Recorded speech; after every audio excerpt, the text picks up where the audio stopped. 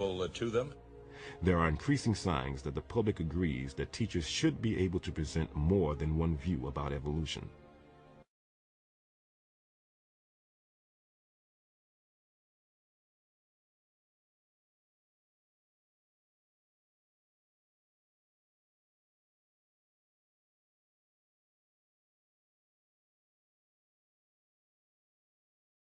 According to a recent Zogby poll, 71% of Americans agree that biology teachers should teach Darwin's theory of evolution, but also the scientific evidence against it.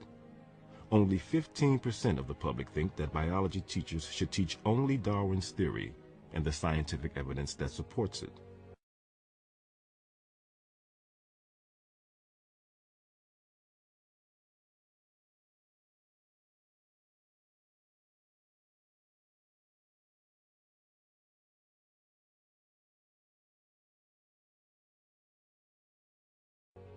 And in the scientific community, growing numbers of scholars are expressing doubts about Darwin's theory and calling for an open hearing for their views. More than 100 scientists, including scholars from Yale, Princeton, MIT, and the Smithsonian, signed on to a statement declaring that they were skeptical of claims for the ability of random mutation and natural selection to account for the complexity of life.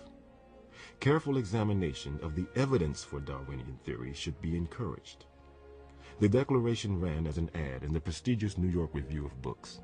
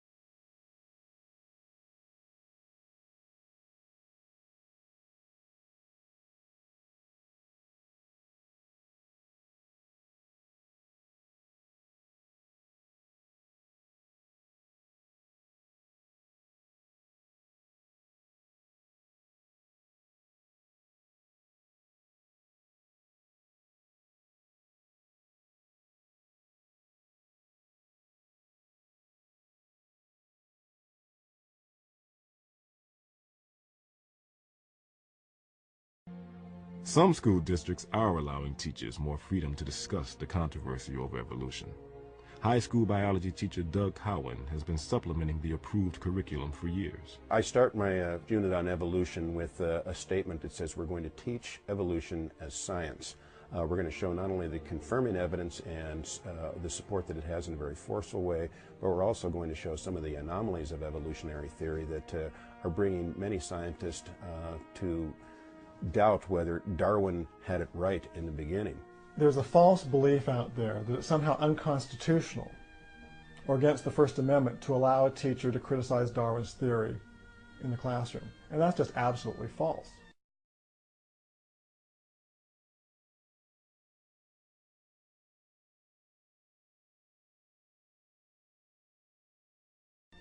Teaching the controversy is really striving for fairness and mutual respect when we approach a controversial issue.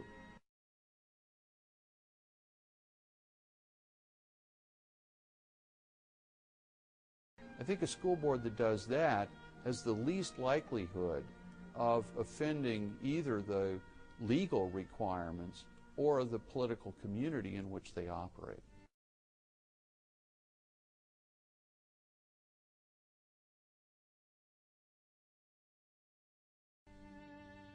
The call for greater openness comes too late for Roger DeHart.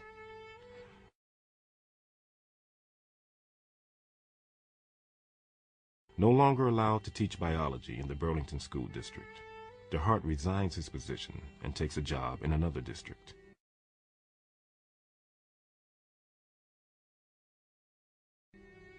I've always considered myself as being a science teacher and wanting to teach accurate science.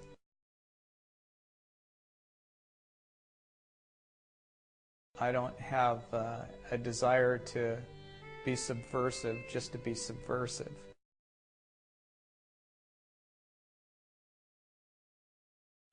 I see my job as being a science educator and showing students this search for truth and what researchers have actually found.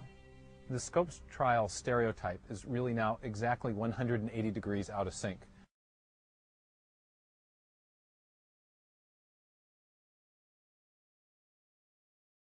The image of the bold, free-thinking evolutionary scientist who was trying to seek the truth, no holds barred.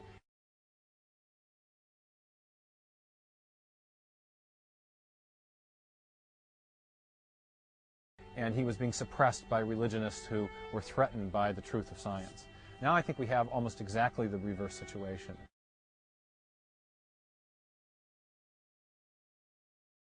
The people who are really suffering are the students. They're the ones that are not learning.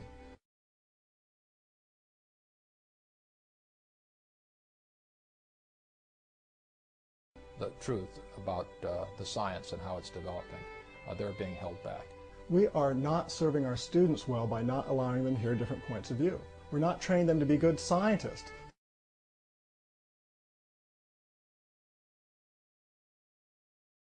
Scientists are supposed to question things. Scientists are supposed to be open to new evidence.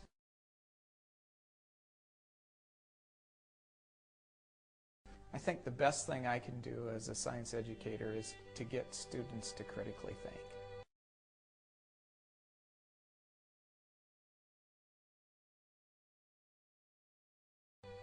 To be able to look at evidence as given,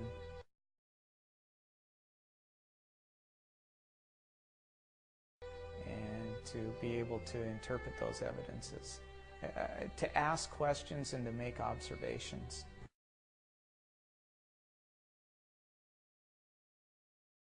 So teach it more, and teach it critically. You know, this is the exceptional area that you can't criticize this doctrine of Darwinism. It's a bad precedent.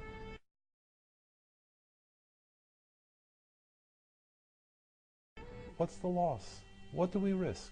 Just what do we risk if some of the profound, exciting, deeply perplexing, vexing issues of biology are presented honestly? Should we teach students the controversy about evolution? Absolutely.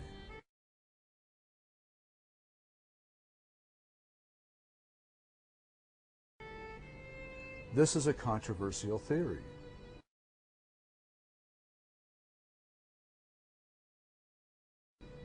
Are we going to teach students the truth about it or not?